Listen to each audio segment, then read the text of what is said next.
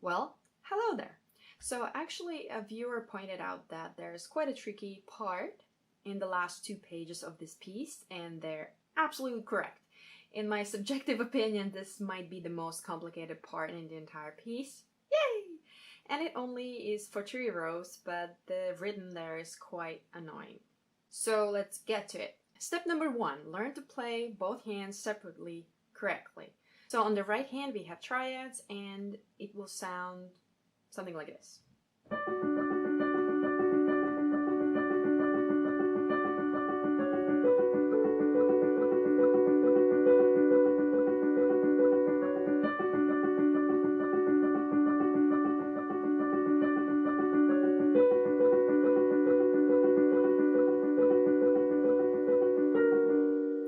So, nothing new, we had this before. Good job. Left hand sounds more or less like this.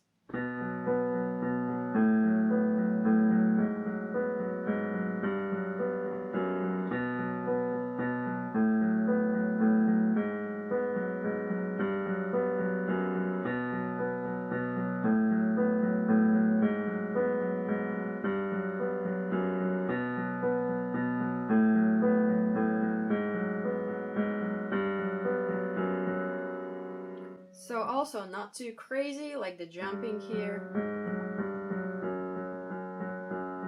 is slightly annoying, but you can deal with it. I can deal with it, you can deal with it. Good. So, and now for the challenge. For every 9 notes in the right hand, you have 6 notes in the left hand. And there is no way to mathematically nicely divide them, because on one part you have triads and on the other part you have regular notes. So does not match. So together it will sound something like this.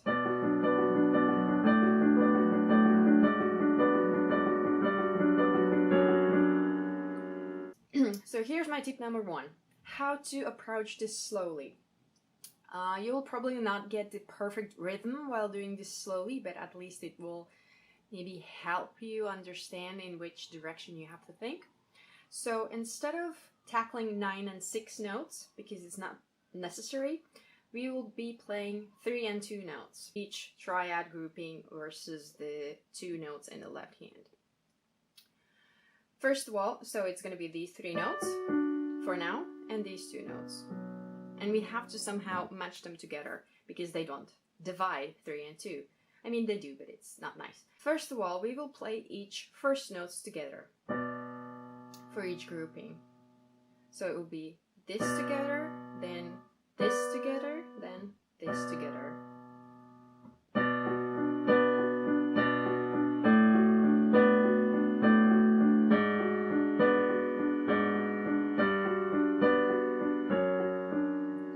Already sounds nice, but we're missing 1 note. At this point we only have 2 more notes in the right hand and 1 note in the left hand.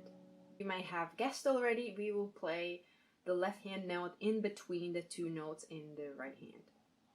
So it will be 1, 2, and 3. 1, 2, 3. 1, 2, and 3. 1, 2, and 3. 1, 2, and 3. 1 together, 2 immediately left hand, 3. 1, 2, and 3. 1, 2, and 3.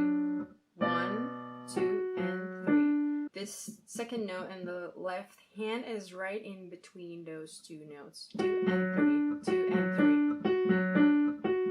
3. So this rhythm slowly isn't really technically correct. There are deviations from the actual tempo, but it's still extremely helpful, because at least that is how you can practice without losing your mind slowly.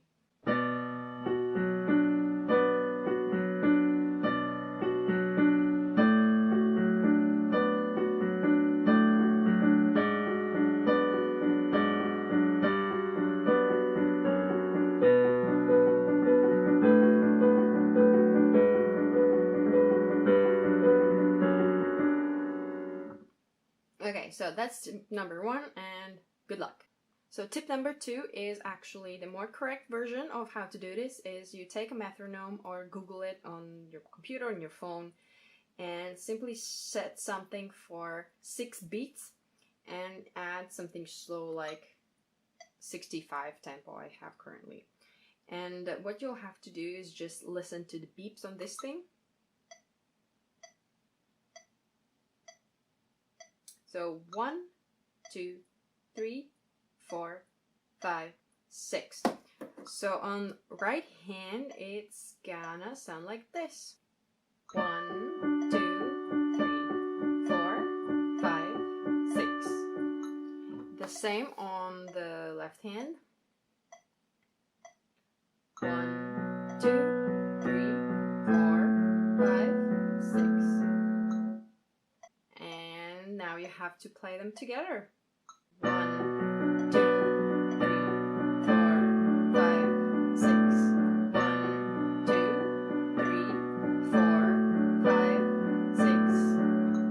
Metronome is nice if you don't want to count the beat in your head, but metronome might be too fast for you if you haven't gotten used to the 1, 2, and 3 sort of mindset. But obviously you can slow the metronome down. It just pisses me off, so I don't do that. And that is why I don't play perfectly precisely, but I don't need to. That is just something you can do.